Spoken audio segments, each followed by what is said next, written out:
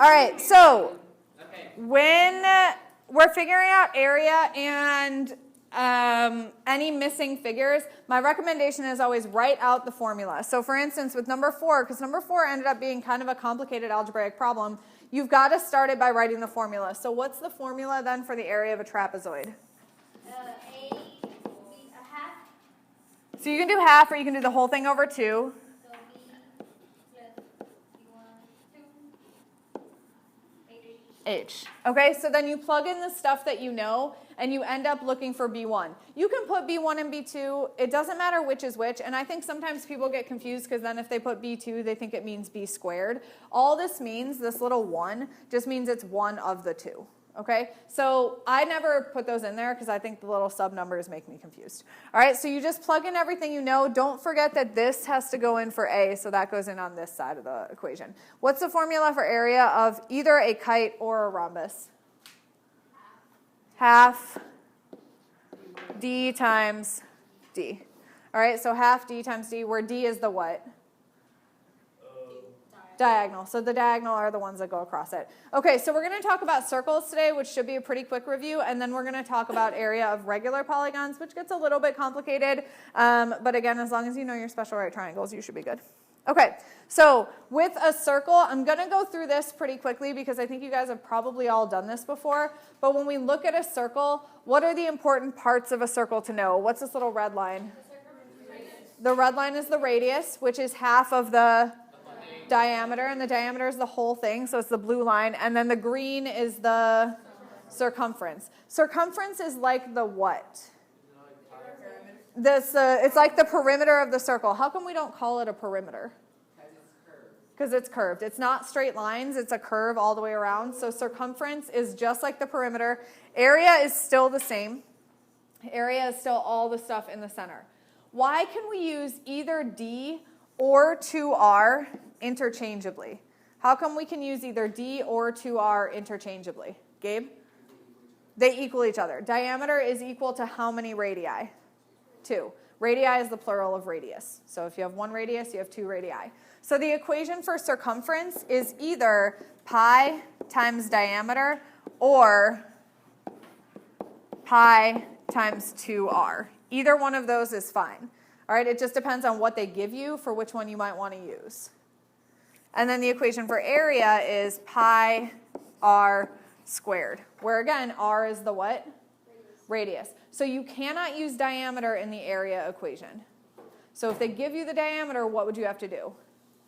Divide it by 2, and then plug it in for radius. What is pi? Yeah, 3.14, is that exactly pi? No, that's an approximation of pi. But what is pi? It's like the something of each circle. Okay, the something of each circle? I think it's circumference of each circle. Yeah, it's related to circumference. So this is what I used to do when I used to teach middle school, and we used to try to figure out this equation, is I would give everyone a circle and a piece of string.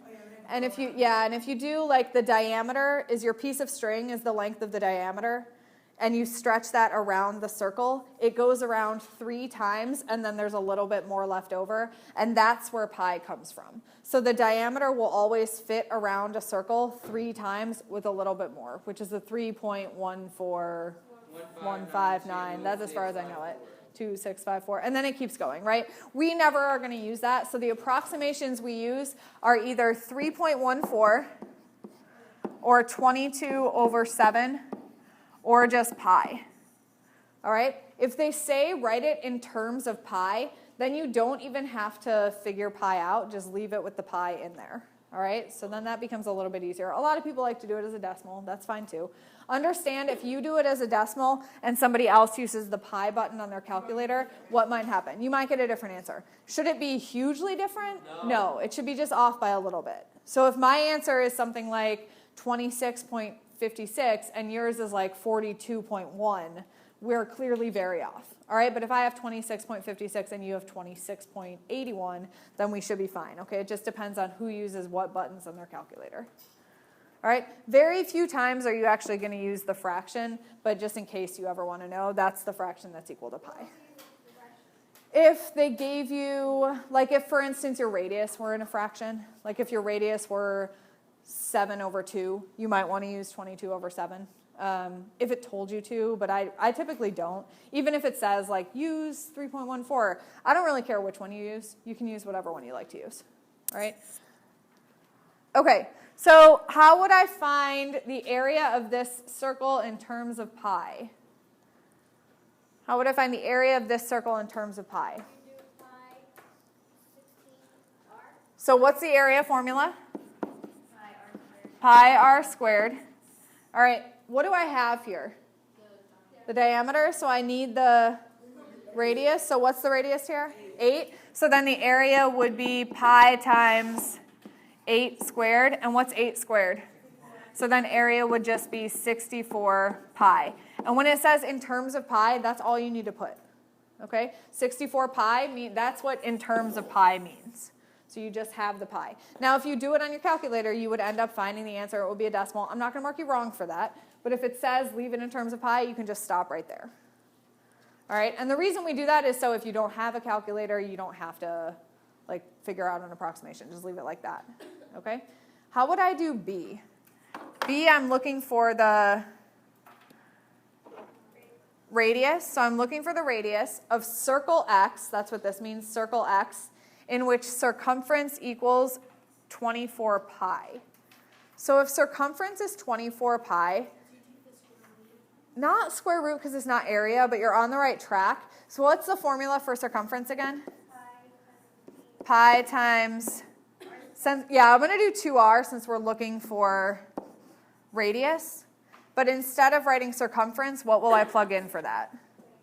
24 pi equals pi times 2r. So then how would I find r? Divide it by pi and 2. Not the r, because I want to figure out the r. So I divide this by 2 pi. And what do you get? 12 pi. Not 12 pi, but I agree with 12. But what happens with your pi's?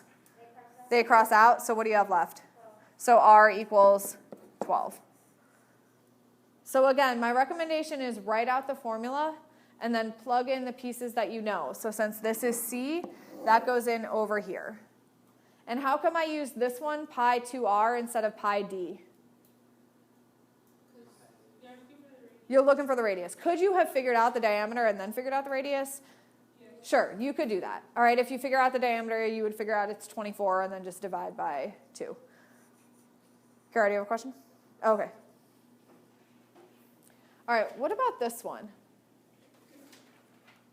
I'm looking for the circumference of circle S when I know that the area is equal to 9x squared pi. So what am I going to do there? 9x squared times pi is pi r squared. So what's the formula for area? Pi. Pi r squared. And what does area equal? So 9x squared pi equals pi r squared. And I need to find what? I need to find r. So what would I do? Divide it by pi. Good. And you end up with equals r squared. And then what would I do to find r? Square root. So square root, what does that give you? R equals, what's the square root of 9? And what's the square root of x squared? X. Good. So what does r equal to? 3x. Now am I done? No, because I need to find the circumference. So I take my circumference equation, and I'm going to use this one again. And what do I plug in for r? Good. So circumference equals pi times 2 times 3x. And what do you end up with?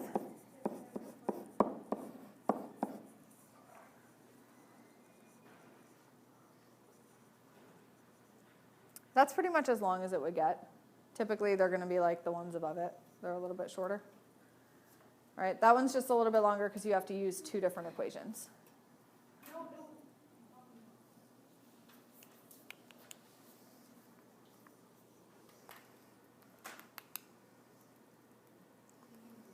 Okay, we're going to skip the practice because we spent too long talking about Cake Boss and famous people. All right, so we're going to talk about regular polygons. Remind me what a regular polygon is. Bianca? It has all equal like size. So it has all equal sides and all equal angles. Good. So every one of those is all equal sides and all equal angles. Now, just as a review, to find what each of those angles is, I use the sum of the interior angles formula, which is 180 times what? What's n? Number of sides. So for instance, in this octagon, how would I find what each of the angles is? 180. All right, so I'm going to end up doing 180 times 6, which is, can someone do 180 times 6 for me?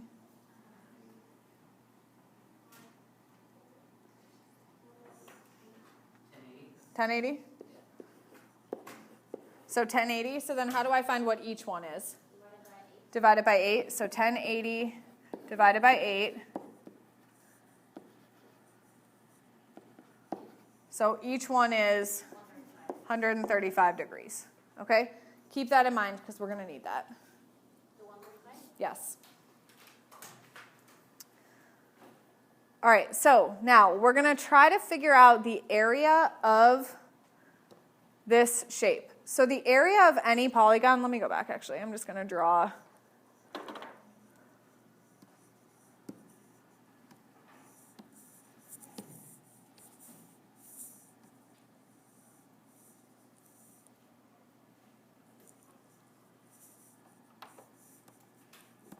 Okay, this is an octagon, right?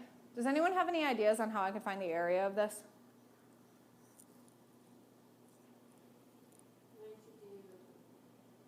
Does it involve the number 8? No. Yeah, at some point probably. Does anybody remember? Think back to yesterday. So we had a shape. Yeah, Ivan? Split it into shapes that you know, right? So in this case, we could split it into triangles.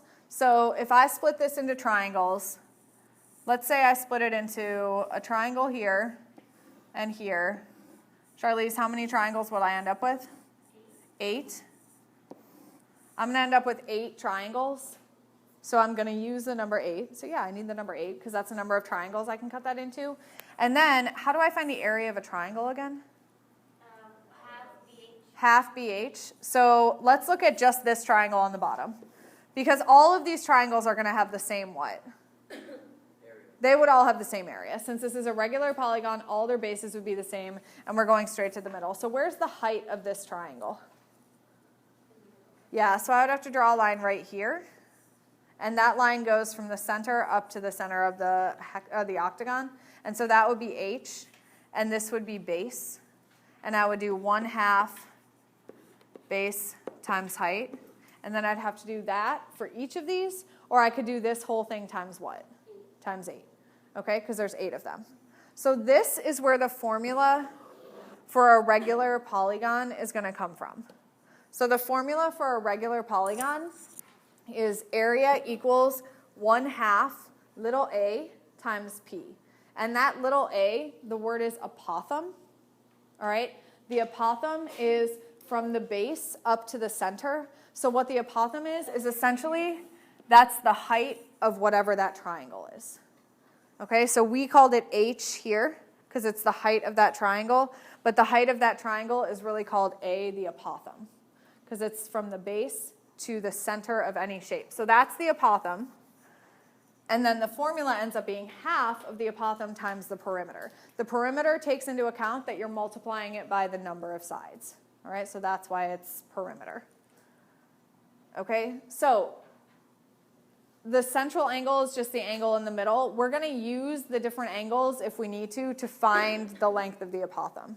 But let's start with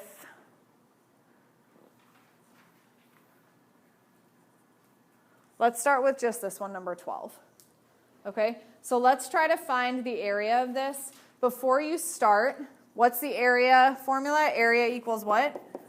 1/2 AP. So 1/2 AP because it's a regular triangle. I can't use base and height here because they're not giving it to me. But what do I have?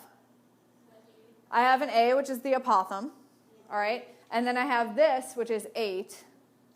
So if I know this is 8, what's this? The 8. This is also 8, and what's this? How do you know that? It's a regular triangle. It's an equilateral triangle. So where would I plug that into my formula? Where did you put it for A? Wait, what's P? What's P? With P is the perimeter. So then where would I put 8 plus 8 plus 8? So first you find the perimeter, which gives you 24. And then the apothem is what? 2.3. And then all of that multiplied by half or divided by 2. Okay? So when you're finding the area of a regular polygon, the apothem is this little height measurement. And then to find the perimeter, what do you have to do? To find the perimeter, what do you have to do? Add up all the sides. All right, and then ultimately divide your answer by 2. Something like that, yeah. Okay, now, when they give all that to you, that's pretty simple. But a lot of times what we're going to give you is just the side length. So let's take a look at this hexagon right here, where the side length is 6. First of all, you know the side is 6, so what are all the other sides? So then what can you figure out? 6 times, there's how many? There's 6. 6. So then the perimeter is what? 36. So good. Keep that in mind. So the perimeter equals 36. Unfortunately, they did not give you what? The apothem. So we need to figure out the apothem. So what I want to do is I want to zoom in on the triangle right down here. All right. So imagine this looks like that. And then this is our apothem. And this is a 90-degree angle. And this whole thing is 6. How can I figure out what this is?